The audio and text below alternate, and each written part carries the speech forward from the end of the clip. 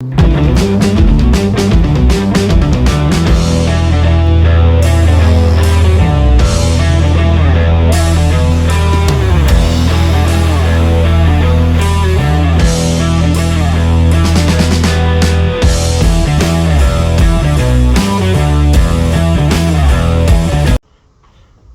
it's a new day. It's I want to say a couple days after that last little bit. Got a couple things that changed up a little bit. One major thing is I finally found out the reason the car was running so rough. It was acting like it was missing. As you can see, it was shaking a lot and all that. Didn't sound like clean and crisp and everything.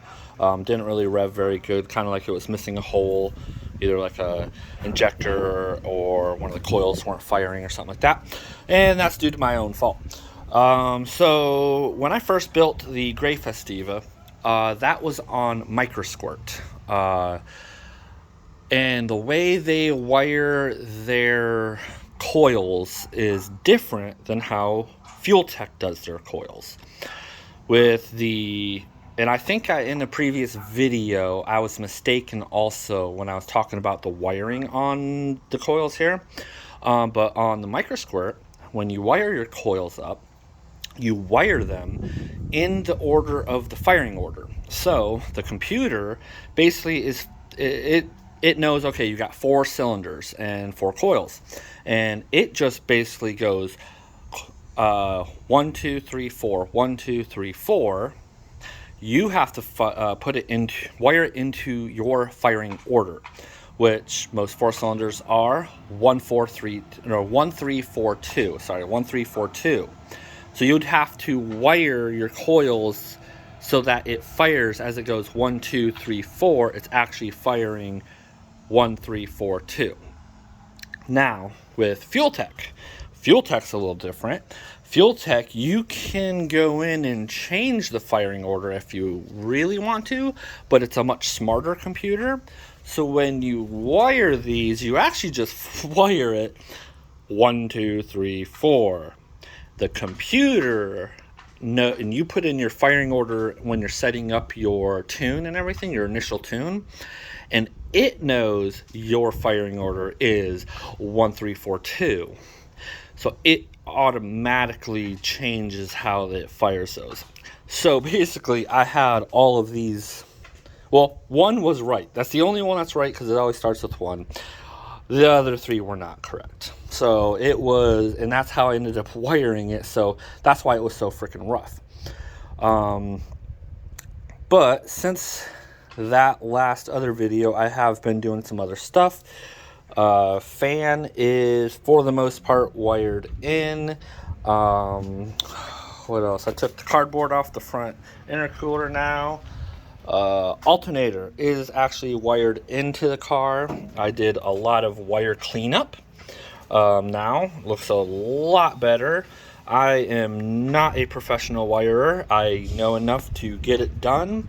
It is not no SEMA build, but you know what? It works. I built it. I know what's there.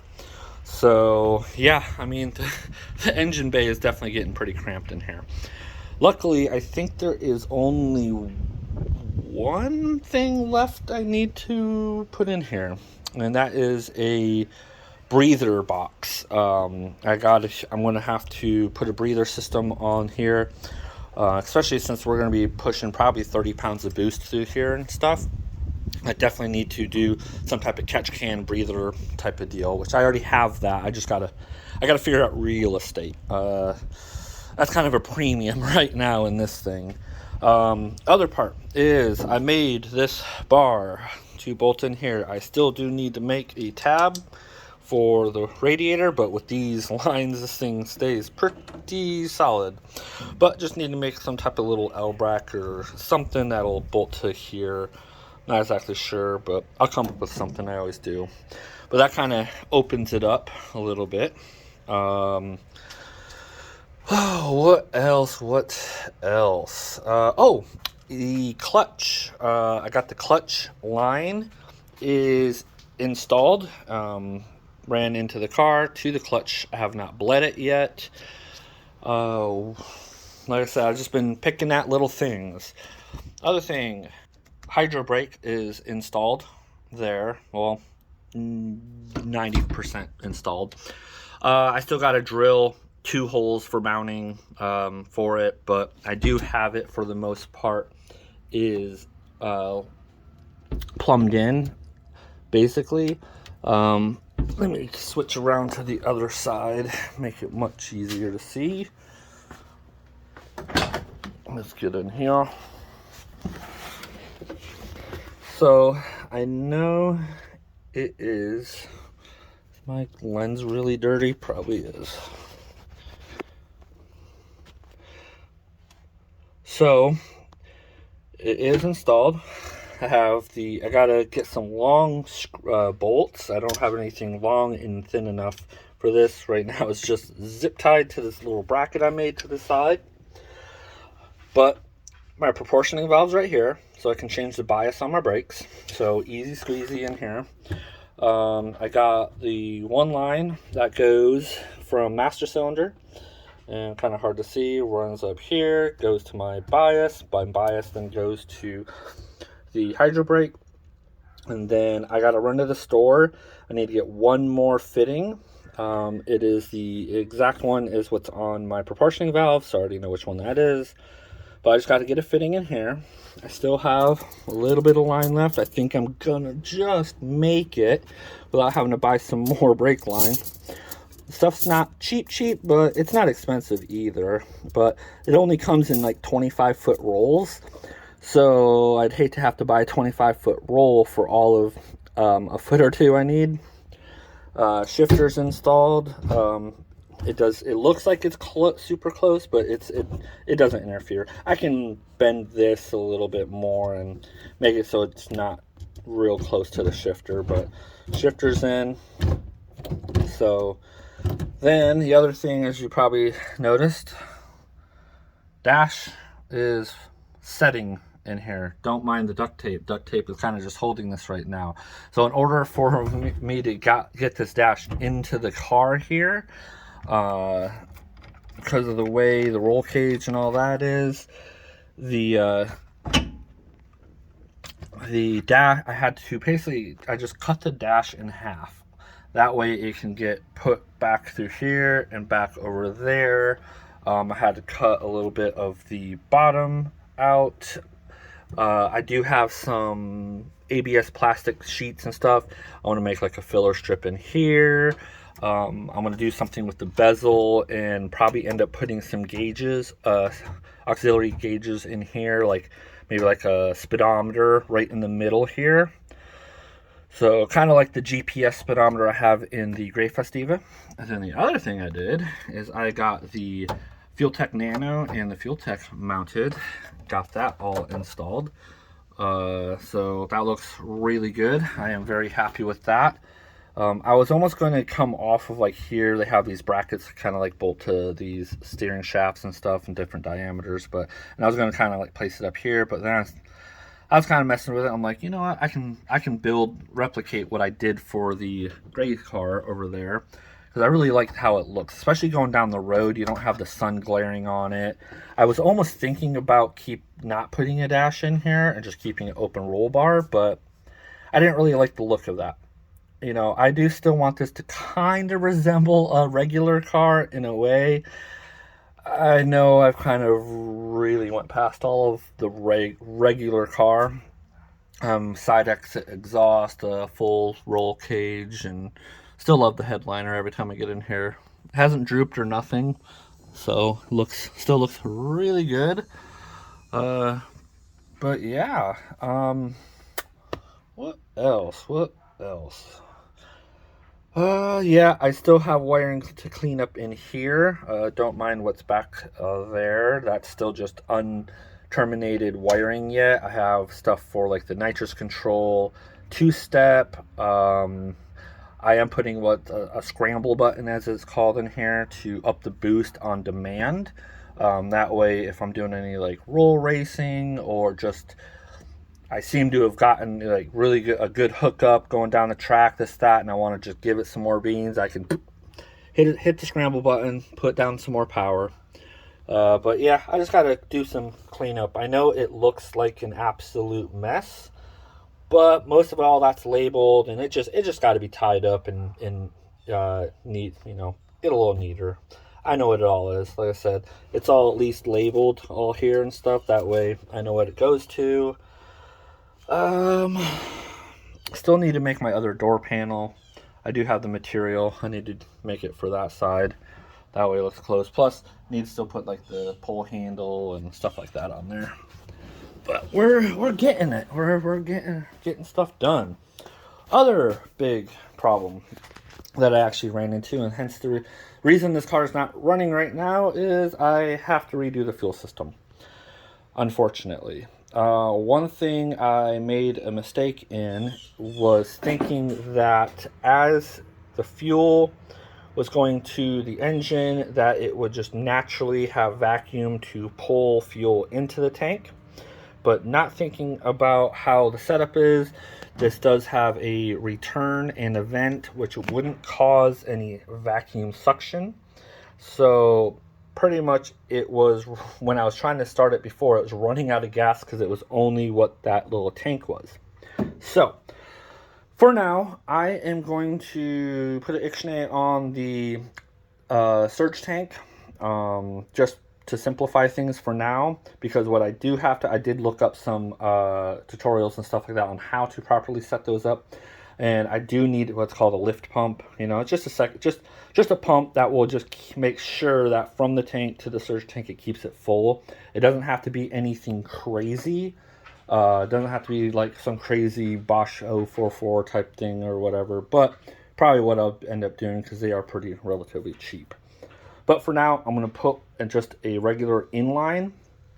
But my problem is I want the one fitting I had to do that, because it has a -10 coming out of the pump, which wasn't a problem when it was in the surge tank because it was just sitting down inside to pick up the fuel. There was no actual end on it, so no biggie. But the one fitting I had, and I think I already threw it away because it was so trashed. The threads on it were gone. I don't know what I did to the dang thing, but probably something fell on it. Who knows? But it was completely demolished. I wasn't going to try to thread anything on there. It would have leaked no matter what, and I probably would have ruined more fittings and stuff. So, and you guys know AN fittings are not cheap. So I'm going to be putting that fuel pump in line, simplify it. I already did my other return here. I still got to do the vent that goes down there and all that. Hook up the wires back up to it, and then we should be good to go on that end. And I think that is the update for now. So that fitting, the fuel fitting, should be here tomorrow, if I'm not mistaken. And so it'll only take me, I don't know, half hour or so just to get the rest of that fuel pump assembly hooked back up. Next thing is I got my new outer tie rods. These are basically just stock tie rods for the Eagle Talon, since the tie rods for the Festiva don't fit. They're not quite the same diameter, plus they're not long enough. So what I'm going to have to be doing is creating an extension. Take this old tie rod off, of course, make some type of like a threaded extension here to here, because I think it was, by my measurement, I'm around 3.5 inches, 3.5 to 4 inches too short. So I'm going to need to put a little spacer in there, a little threaded one, to get those to work.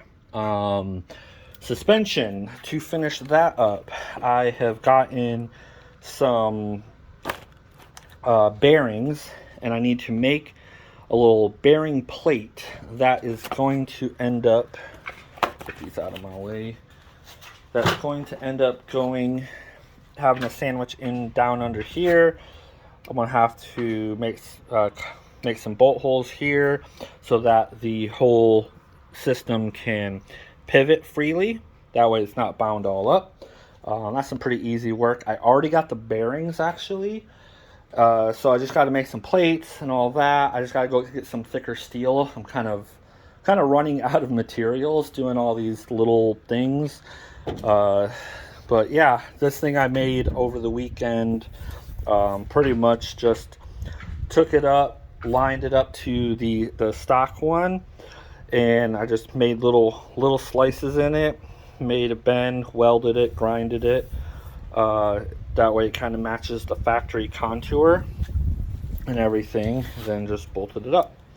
So I think it looks pretty good, but she's getting there, real close. She's super close. I got to also mount the oil cooler sitting on the floor. I got to also shorten the lines up once I figured out, because I mean that thing could almost be installed way over there. Those lines are so freaking long. But I haven't done it quite yet because I haven't been 100% sure where I'm going to put it. Yeah, but we'll see. We'll see what happens. That's kind of a last step that I can do. Nothing, nothing set in stone. We'll start putting everything back together and all that.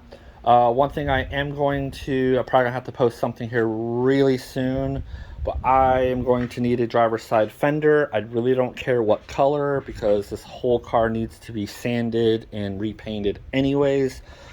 Just so much the clear coat and all that's coming off. There's plenty of dents all over this car that need to be fixed. I mean, I'm not building a SEMA car. It's not going to be a show car. However, I do want it to look good. I do have a lot of time and a lot of money invested in this car, so I do want to make it look at least presentable. I don't want it to look too shabby. But like I said, it's not going to be a show car. It ain't no SEMA build.